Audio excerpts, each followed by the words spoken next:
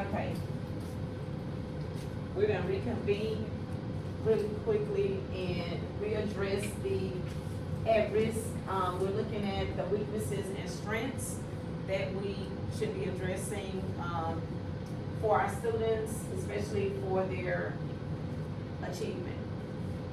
Some of the things that's gonna get in the way of it, and some of the things that we see we can help with, especially their stress that we see, and that is evident not only in our taper report, but also in some of our own, individual data, like from our last assessment, because we just took a 6 weeks assessment.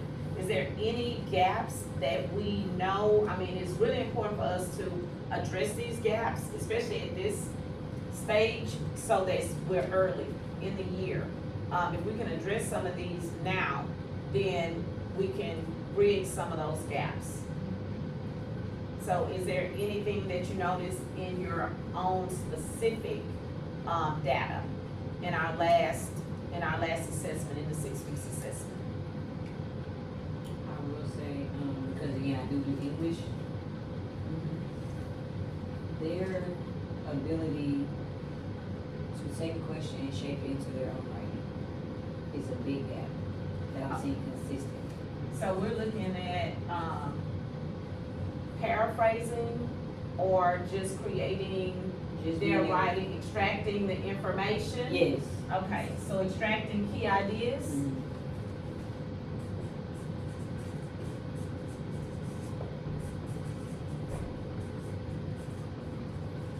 Okay, so extracting key ideas, I can agree with that. I notice it, especially in their writing. They have not been able to pull those key ideas out. And I do know that SCRs is gonna be a big push, it's a campus push. So key ideas is definitely gonna be one that I think is gonna be, very important that we hit. So we're looking at weaknesses in extracting key ideas, okay? With math, Mhm. it would be more so of comprehension.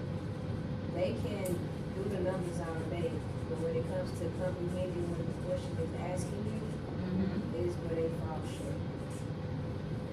Okay, so the comprehension, understanding it, being able to break it down. Taking the word problem and turning it into your numbers, your formula, basically. Okay, so with that, I know that this is, we do wanna do cross-curricular, looking at the needs and seeing how maybe one specific, point for us to address, may be able to affect or impact each of our contents. Okay, so comprehension. What about in science? I would definitely say, like, looking for their keywords, because I know vocabulary is a huge part of science, so being able to find their keywords and then match them with a simpler meaning is something that they have a hard time with. Okay, so they're having a hard time with Vocab, with vocab and the simple. yes. So all across the board, it seems like metacognition is a big issue. Yes. Okay, They can't actively metacognition. think and do the skill while they are I'm reading gonna put or some of these answering over questions. here.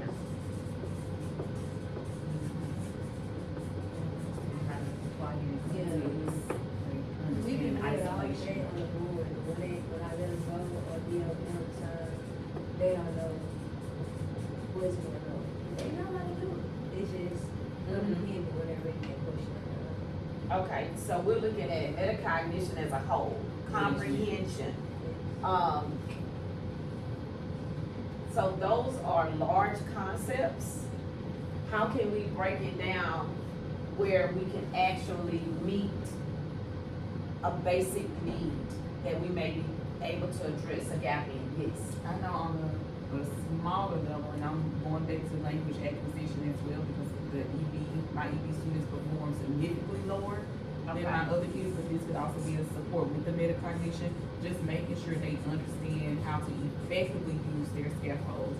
So the graphic organizers, the anchor charts, all the things that we gives them on a day-to-day basis, them being empowered and knowing how to use those when they do take these tests. Okay, so using the scaffold, using the Effectively. graphic organizers, actually understanding, How to How use it to to use arrive them. at their answers and to frame their thinking.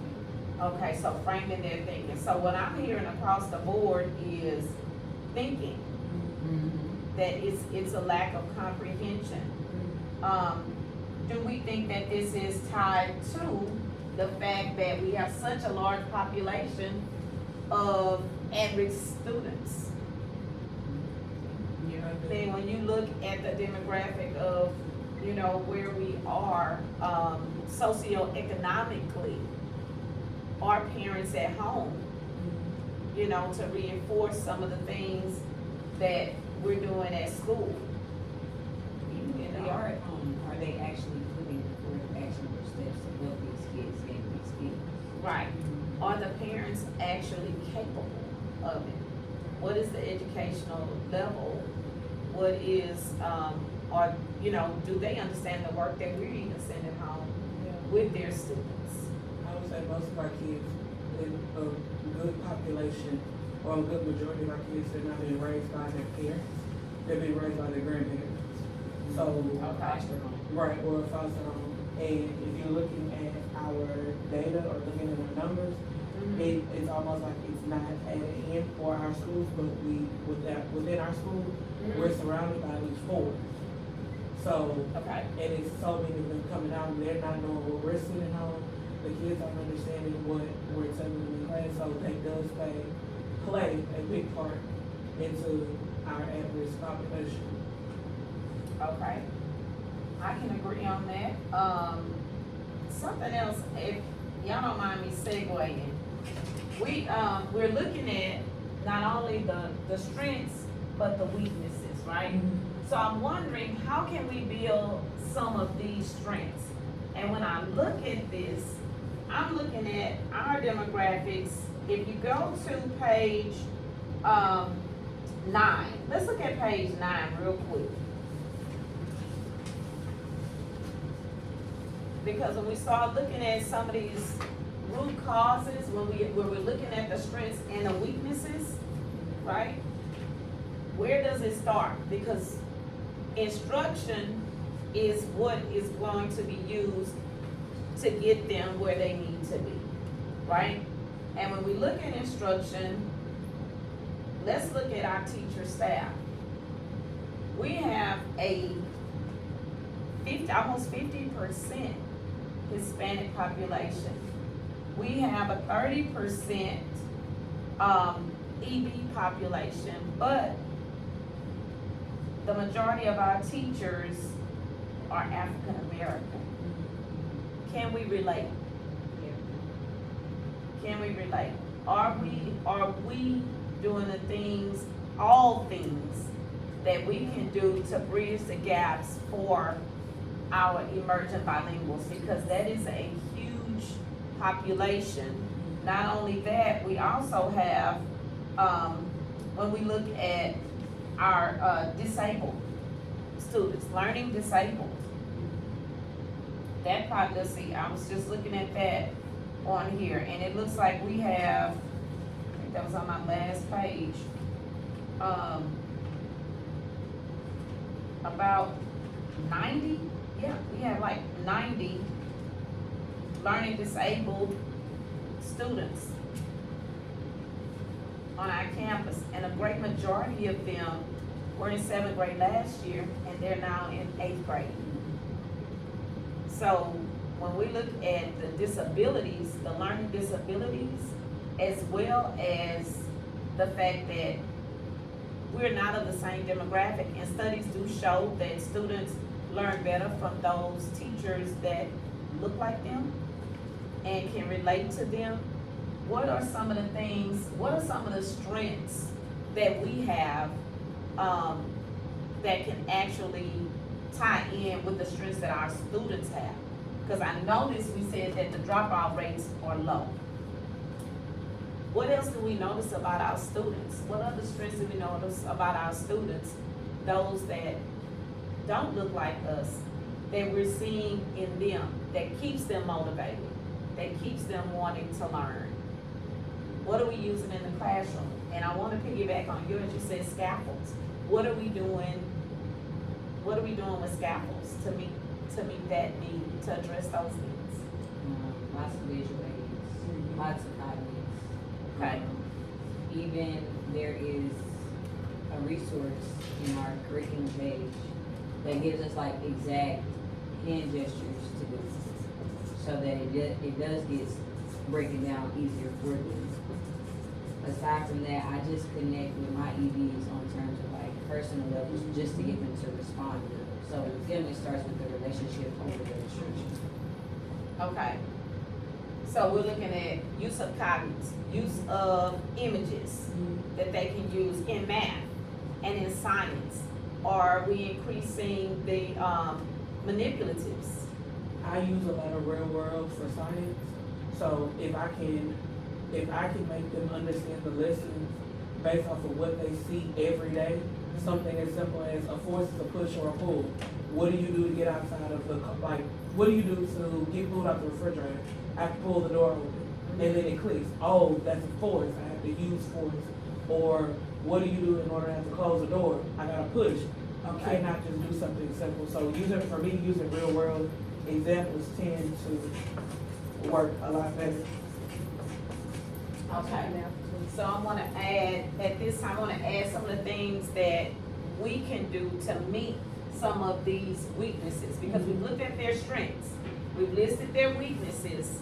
What can we do as teachers to meet those needs, and also to come up with a consensus of what we want to kind of make it our point that we wanna push and support. One specific thing that we wanna push and support in all of our classes, because cross content, if they're stronger in my class, because I am using keywords and I'm making sure that they're annotating and breaking down and structuring, then that's gonna help you on your word problems. So now they know what to look for, even if it's in structuring and breaking down a problem into steps, is as the scaffolds that you were saying. So you said real world, we have scaffolds, using those, and let's list some of the other ideas that we could use to actually bridge that gap in instruction. What are some of the other things that we think that we can address? So we're looking at meeting those needs, meeting the needs for the economically disadvantaged, some of our average students, especially SPED, and I can't say especially SPED and EB, because even in our economically disadvantaged, what I'm noticing is it's a lack of support when I'm talking to them specifically that they're getting at home. What they get here is it. And they're not getting any extended learning. They're not doing homework, they're not bringing it back. So how can we push that? So we can push the instruction so that they can get the learning. I mean, like you said, like we can't say especially SPED, especially EB. But one thing I have learned is these kids are very extrinsically motivated. So Incentives, okay. Okay, so we're gonna use incentives. So incentives for instruction, because we wanna keep it at instruction. What are we instructionally doing? So we are gonna do incentives, right? But what are we incentivizing? What piece of the instruction do we want to kind of decide that that's our focus? And then if that's our focus, then we can incentivize that focus. But instruction wise, what do we want to say is our focus piece on instruction? What consensus? What would help across the board? Can we incentivize our DOL performances, or are we talking about one specific Skill. Okay. One specific skill. What would be that impact skill that we could, one instructional piece that we can kind of hone in on, and it would help with ER, yeah, science, math, social studies. What would that be? And Annotations, okay. I think vocabulary as well.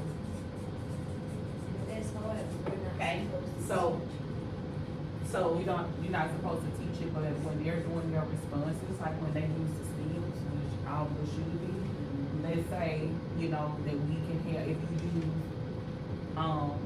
the terms that we focus on, like something from the learning objective for the day, or like in your response, that could be something that we track, just like we track participation.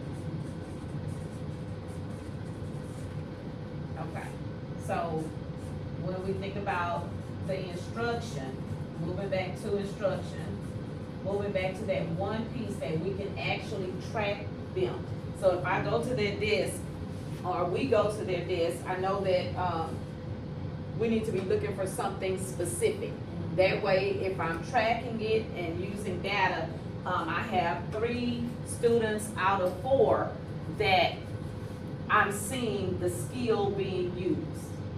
And that skill that's being used, that is gonna push their performance on DOLs, push their performance on, grade level tests, or district tests, or state tests. So what is that skill that we wanna be looking for, particularly that we're not seeing right now, and they're really struggling with? And they could be struggling with it because they're low readers. They could be struggling with it because they don't have the acquisition, the language acquisition. So what are those things that we can use for them? And what I see is stems, right? And I'm also seeing annotations. Well, from annotations, I'm gonna get stems, because I have to use the stem to write with. Right. And then I have the vocabulary, right? Because I can't get to the stem or any understanding without the what? Without the vocabulary. And that vocabulary is going to be our key what? Key. Our keywords. And I have an idea or something that I'm going to do. Okay. I'm gonna put, like we have the invitations, I'm gonna make little cards like that with keywords for ELA. And y'all may wanna do your subject, so like how we constantly see words like emphasize.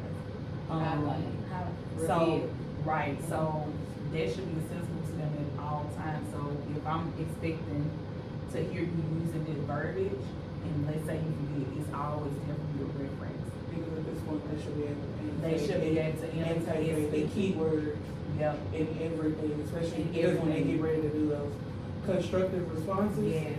it comes with help. Yep, and on the DOLA, those words consistently show up, so I plan on doing a keyword card with the phrases and words they constantly see.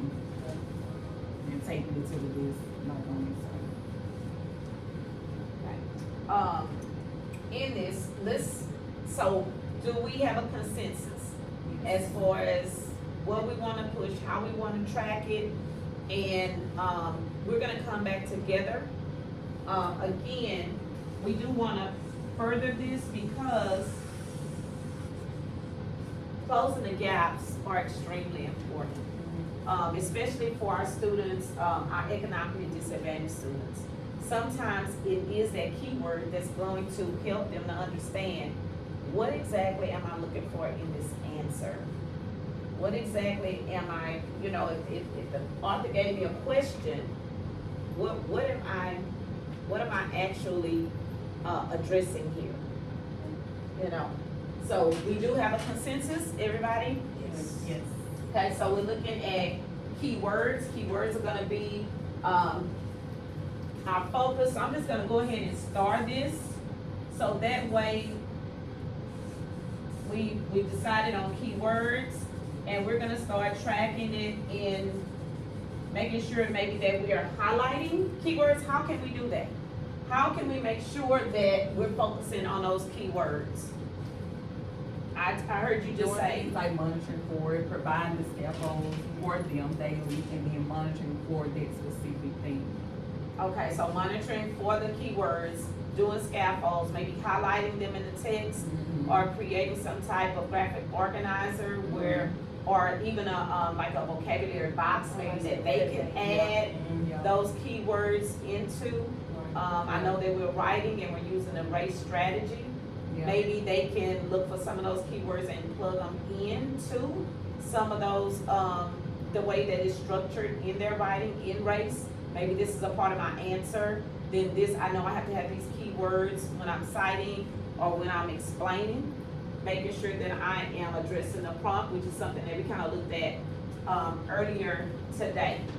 So, is there anything else that we can, or we need to address? So we've looked at both their strengths, their weaknesses, and in order to, because of the absenteeism, because of some of our declines in language acquisition, the not having it, you know, having those gaps, the comprehension, if we focus on the key ideas, then maybe we can see some more growth and then bridge some of these gaps that we're seeing as common trends throughout the data. Do we all agree? Okay, so I think we're gonna come back, together at a later time, and we're going to create some opportunities for us to address this as a whole, okay? So at this time, I'm gonna conclude this part of the video, or this meeting, and we'll come back together.